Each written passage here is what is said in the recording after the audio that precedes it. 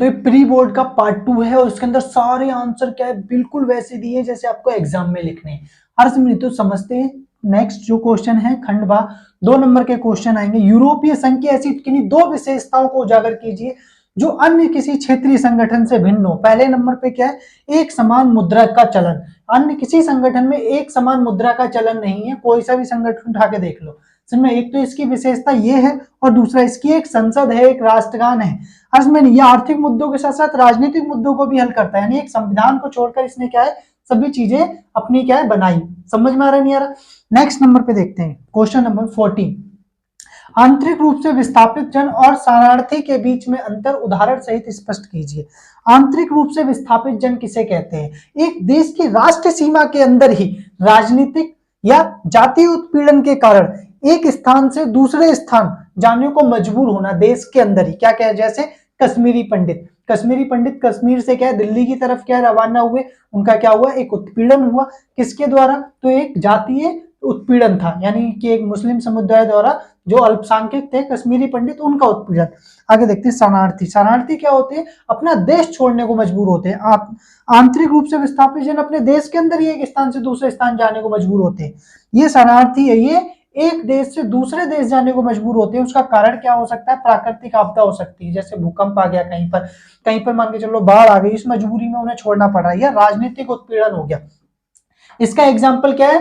Rohingya क्या है, Myanmar के जो मुस्लिम है उन्हें क्या है म्यांमार छोड़ना पड़ा क्योंकि जातीय संघर्ष छिड़ गया उनके देश के अंदर। समझे, यानी कि सेना ने क्या किया, कंट्रोल ले लिया।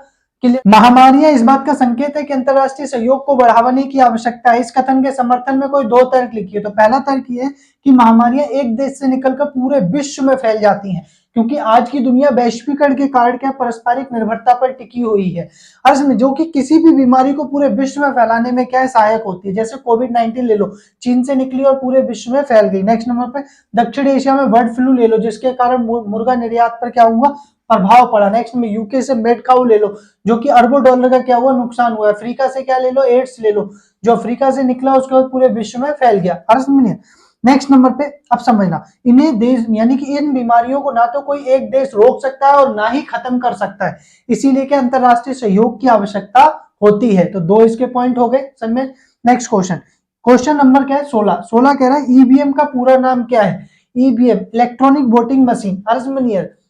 नेक्स्ट में किस वर्ष पूरे भारत में क्या इसका प्रयोग किया गया? 2004 के आम चुनाव में पूरे भारत में प्रयोग किया गया। 2003 के क्या है जो क्या बोलते हैं उपचुनाव हुए थे उनके अंदर इसका प्रयोग किया था। सबसे पहले इसे केरला में यूज किया गया था। समझ, केरल के जो क्या बोलते हैं लेजिस्लेटिव के चुनाव थे उसके अंदर। समझ, यानी कि एक तरीके का एक्सपेरिमेंट था।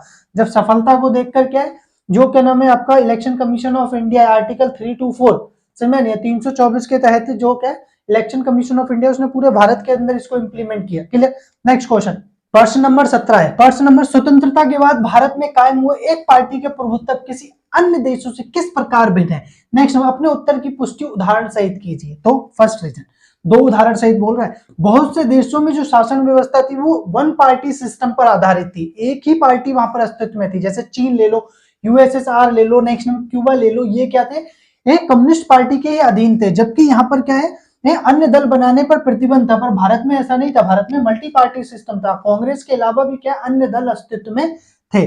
दूसरा समझ में नहीं, यहाँ पर एग्जांपल ये 3 दे दिए, ठीक है, कोई एक एग्जांपल लिख देना। भारत में एक दल व्यवस्था क्या 1 पार्टी सिस्टम समझ में नहीं, लोकतंत्र और चुनाव के माध्यम से जनता की पसंद की सरकार के थ्रू क्या स्थापित हुआ था।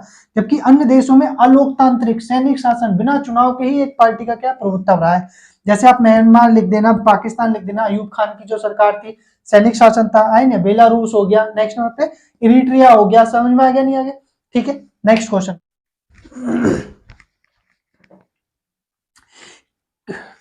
प्रश्न नंबर 18 किस संवैधानिक अनुच्छेद के तहत भारत में 25 जून 1975 को आपातकाल की घोषणा की गई? आपातकाल की घोषणा करने के लिए सरकार द्वारा मुख्य तर्क क्या दिया गया था?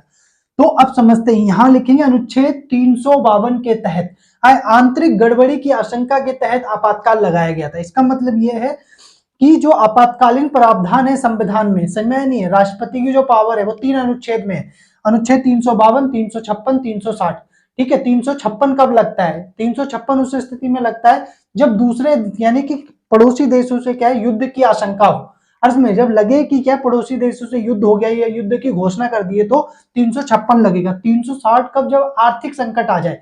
आज तक भारत में आर्टिकल 370 के तहत आपातकाल नहीं लगा है। क्यों? क्योंकि भारत में आर्थिक संकट ऐसा नहीं आया।